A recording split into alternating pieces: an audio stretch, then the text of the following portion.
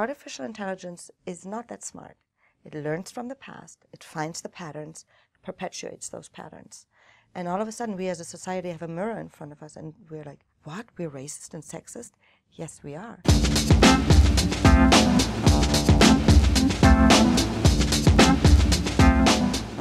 Hello, this is Velocitize Talks, and I'm Eric Jones.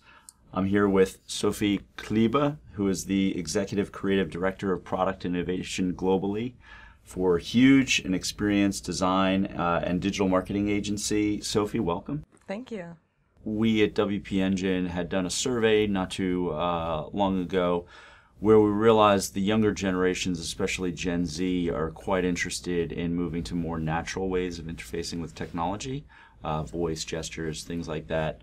How do you think that's going to impact the future of design and digital experiences? Yeah, I think Gen Z is awesome because I think they are a new generation coming into the world with a completely different expectation on technology. They grew up with what was like cutting edge technology for us is what they grew up with, where they think like, haha, remember Atari, remember that computer? Like that's how they think about the iPad.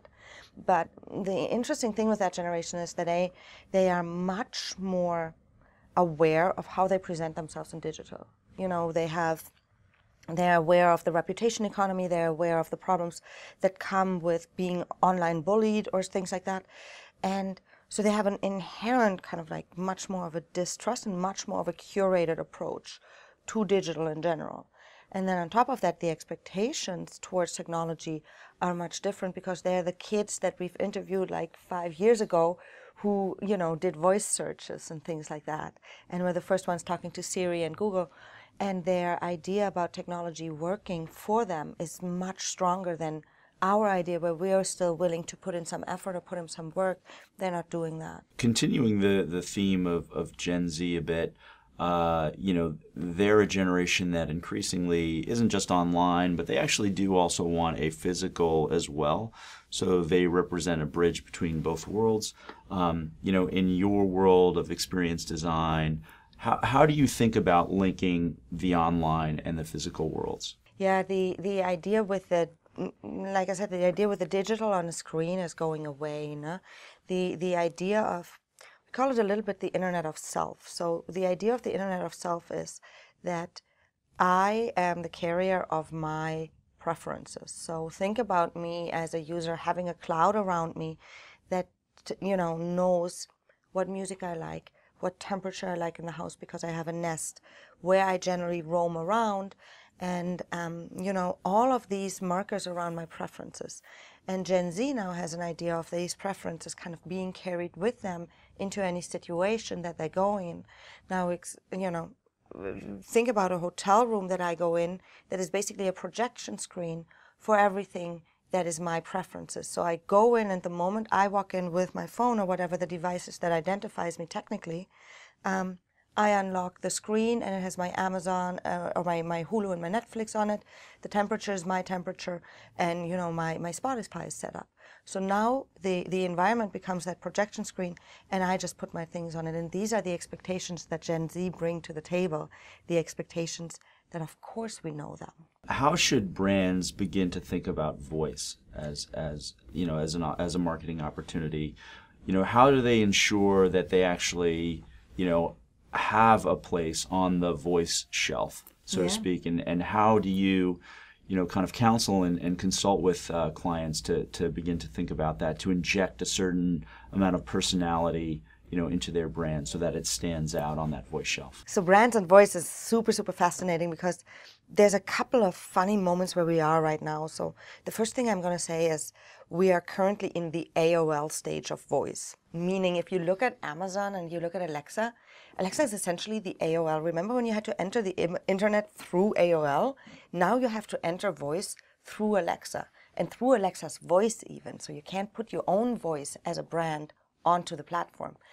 Let's put that aside and think that that's all going to change, and sooner or later we're going to get into the idea of a voice OS or a voice browser where you talk with one character and then you get handed off to the characters of the brands. So then you start thinking about what is that voice really for my brand?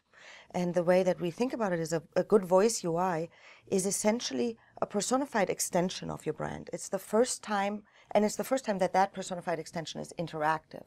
So if you think about brands have tried to personify their brands with the Allstate Man or Flow from Progressive or things like that, but they weren't yet interactive. So you take that now and you get the voice interface.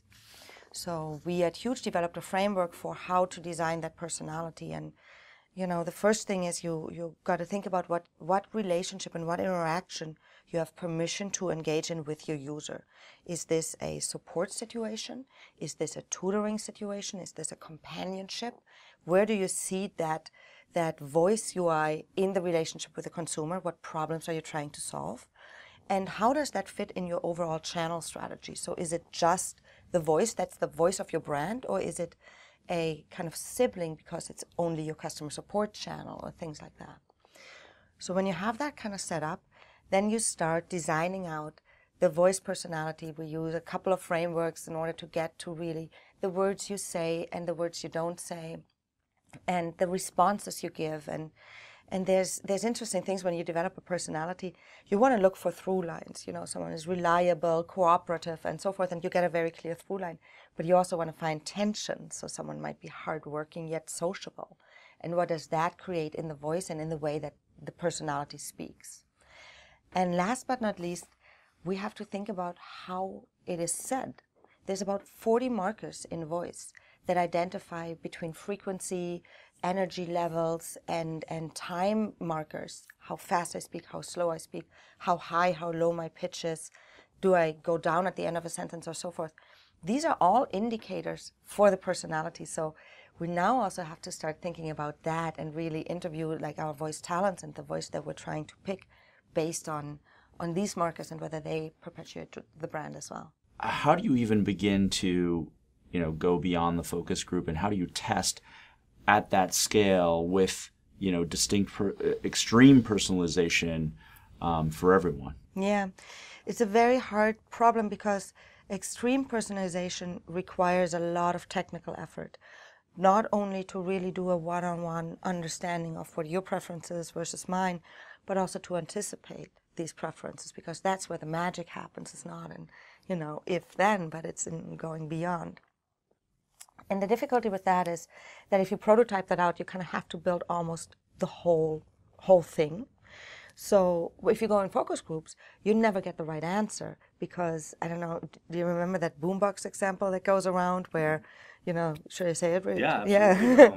They, I think in the 80s, it was a big producer of electronics tested boomboxes, and they had focus groups, and they had two colors. They had a yellow one and a gray one. And they talked to the users and they said, which one do you like? And everyone's like, oh, the yellow one's funky, super cool, yada, yada. And they said on the way out, they said, thank you for your efforts. You each can take one. And guess which color they took? Unanimously the black one, the standard one. So people behave very differently when you ask them something. And it's very easy to say in a hypothetical position, sure, I would want that, or sure, I would pay for that. So the research we really do is more along the line of the design thinking research, in which you go and really do ethnographics. Because what you find in ethnographics and going and following users along and asking them to journal and things like that, you find the things that they don't say. We distinguish between a unmet user need, which is a user need where the user can clearly say, oh, I wish it would do this, I wish that would connect with this, so I would not have to do all of these different steps.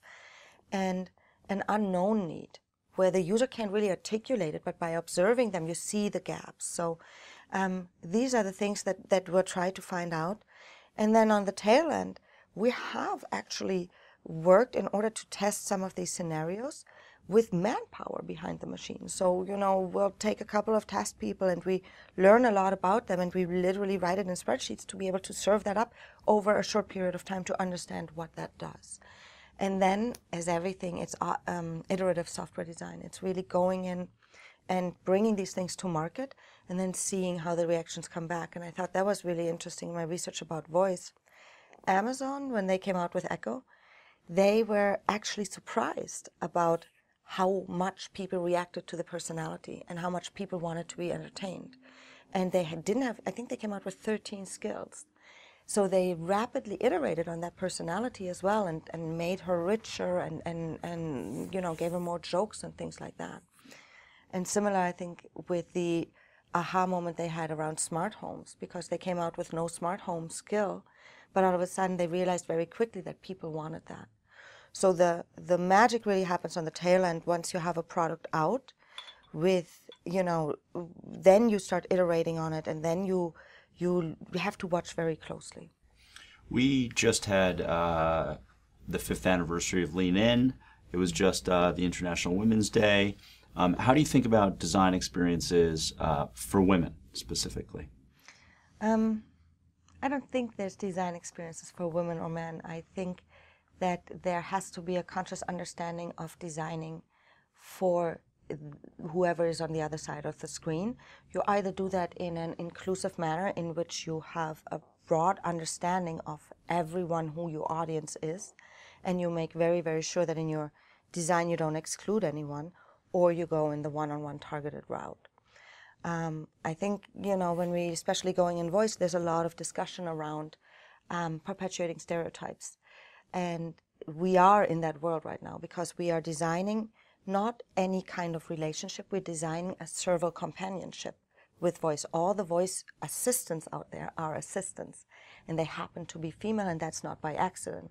Generally, we learned that people unanimously can agree on a female voice more, but there's a lot of social learned behaviors around a female voice feeling warmer, feeling less authoritative, and feeling more benign, to be honest. So yes, we're perpetuating this idea of the casual servant, which goes between tell me a joke and do the dishes, right? Mm-hmm. And we have to be extremely careful about that. And companies are learning. They're learning. They wandered into this territory a little bit naively with the idea. There was an article in Quartz last year by Leah Fesser, who tested all the AIs, and she went from flirtation to insult to assault, and documented all the kind of naive, benign responses to, oh my, and things like that. And the companies have seen that article and since changed. So if you insult Alexa, she doesn't talk back anymore. Like, or she used to kind of like be coy about it, and now she just shuts down. So companies have to learn that, and companies have to understand what world we're playing in. And it's this funny thing with artificial intelligence that we're working in, because artificial intelligence is not that smart. It learns from the past, it finds the patterns, perpetuates those patterns. And all of a sudden, we as a society have a mirror in front of us, and we're like, what? We're racist and sexist? Yes, we are. And now we have to stop it, because now we have that mirror, and we see it. That was Sophie Kleber, the Executive Creative Director of Product and Innovation globally for Huge. Sophie, thanks so much. Nice to meet you.